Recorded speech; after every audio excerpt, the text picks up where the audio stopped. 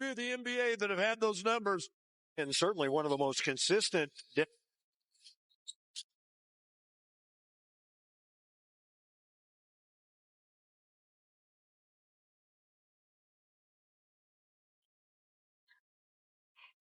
Nuggets show a lot of grit in this game tonight, down by 14 points early in it, down by 10 at halftime. DeMar DeRozan scoring all the points in the third quarter, and then what happens? You come back, you keep your calm, you keep your cool, you find Russell Westbrook all over the place, and you get a victory over the Sacramento Kings. 116-110, our final here at Ball Arena. Welcome into Nuggets Post Game Live. I'm Christopher Dempsey alongside Bill Hanslick, and wow, that game had a little bit of everything, a lot of ebbs and flows, but look, the Nuggets were able to pull it out in the end. You know, what's interesting to me about this game is how poorly they started, and we didn't see kind of the MVP Joker game. Was his numbers very good? Yeah. Not MVP caliber, but at the end of the day, his teammates Jamal, Westbrook, Zeke Naji had they had a lot of guys give good games that enabled them to do that, and at the end of the day, that fourth quarter D-Dems, wow. Yeah, well, let's just talk about that right now. Fourth quarter, Nuggets outscore Sacramento 32-17 in that fourth quarter. Sacramento shoots 6 of 20 from the field, 2 of 8 from the three-point line, and they just clamped down on them. What were they doing right in that fourth quarter? Well, I think they got really aggressive, got physical. I even like that play. Remember that play late in the game where Sacramento called timeout? They really, about 36 seconds to go, and they come off, and Westbrook just drill. They had a foul to give. Just drill. I can't remember Zach LaVine. Yeah, Zach LaVine, yeah. Just send a little message. But these double teams, Zeke with a good steal there. I mean, they scrambled, would not let them get 3-point shots off. And at the end of the day, the Nuggets defense was just unbelievable. Yeah, it stood out. The multiple efforts really stood out. They were kind of flying all around. I mean, it didn't look like they were tired at all. They understood the urgency of the situation.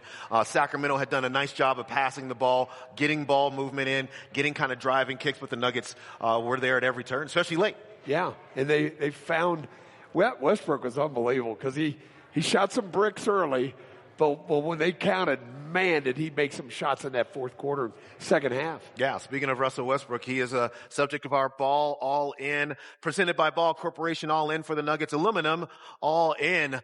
This was quite a performance by Russell Westbrook today. 25 points, made half of his 20 shots, knocked in 4 3-pointers. He was just kind of all over the place. Yeah, defensively, his presence is always, a factor, and then offensively, boy, he hit some big corner threes. He got to the rim, particularly in the third quarter. I thought he got some layup. I think, James, I'm not 100% sure, but I think he had 19 in the second half.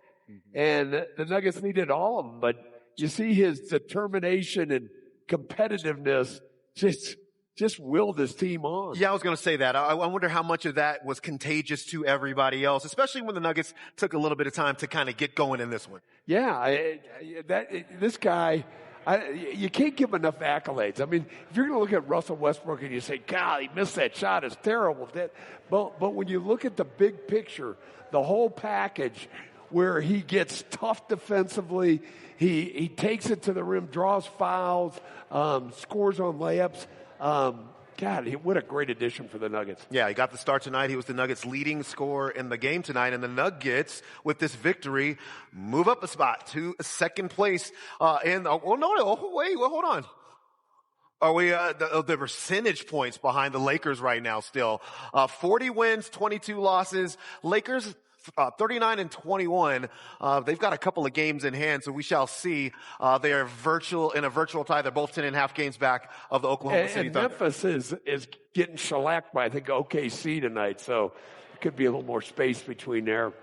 Yeah, this is the time of year where we are looking at these standings all the time, right? The Nuggets with a bunch of games against over 500 teams as they end the season as well. How do you kind of see that jockeying with the Lakers going back and forth? Well, I think you told me earlier on they've still got another game with the Lakers coming up. So that's going to be interesting because you want to play good teams getting ready for the playoffs.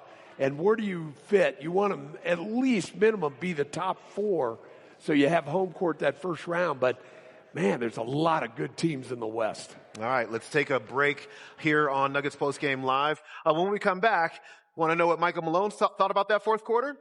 He'll tell you next.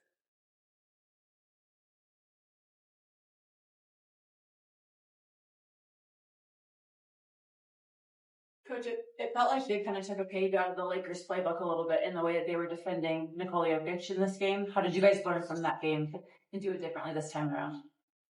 Yeah, it took a little while, to get acclimated to, them starting Jonas on Russ and just assigning a player to just mug Nikola all over the court. But I think as the game went along, we did a better and better job. But here's the thing. I really don't care how they guard us. I really don't. They shot 62% in the first quarter. By far our worst quarter. Quarters 2, 3, and 4, I thought our defense was great. So how they guard Nikola should have no impact on our defense. And it did tonight. We allowed our offensive struggles in quarter 1 to allow them to score 42 points and shoot 62%. That can't be, especially with 20 games to go. There are going to be nights where our offense is not humming at the highest level. And what I loved about tonight, I thought tonight was a hell of a win. What I loved about tonight was the defense. I mean, to hold that team second half to 39%, fourth quarter 30%, and they really hurt us in the paint in the first half. They only had 12 in the second half. So as I was walking off the court tonight, somebody said, "We'll take it." You're damn right we'll take it. I don't think anybody in this room realizes how hard it is to win a game against a team that has won 4 in a row. So for all the people out there that are saying, "Yeah, we'll take it. It wasn't pretty," it's a win. Okay, let's not get carried away. It's a good win against a team that's playing well. Michael, what did you see from Westbrook in the fourth quarter? He looked like he provided a huge spark, 12 points, nearly half his points coming in that last frame. Yeah, I mean, Russ was outstanding. 25 points, 5 rebounds, 3 assists, 2 steals, 2 blocks. Had a huge impact throughout. And obviously knocked down a big 3 in the corner. Made some really big defensive plays. I thought Zeke Naji tonight was outstanding. Obviously, it was great to have Peyton Watson back.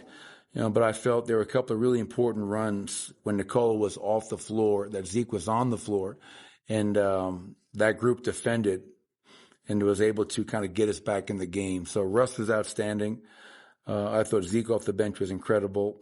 Jamal, obviously, 15 free throw attempts, knocking down 14, and 8 assists, no turnovers, which is a great number. And I was just proud of Nikola for just kind of keeping his composure throughout. That's really hard in a game like that. And he gets you 22, 15, and 6. So a good win. We know that we'll have to be better moving forward, but we'll take it and we'll get ready for Phoenix in a couple of days. You mentioned Jokic was mugged. When it's smaller guys or non-centers fronting him, do you feel like maybe the level of physicality allowed is different at times in the modern NBA when it's kind of smaller guys? Next question. You and us. I appreciate the question. Yeah. I really do. I'm not trying to get you in trouble. No, I know you're not. I just, because there's so many things that I want to say.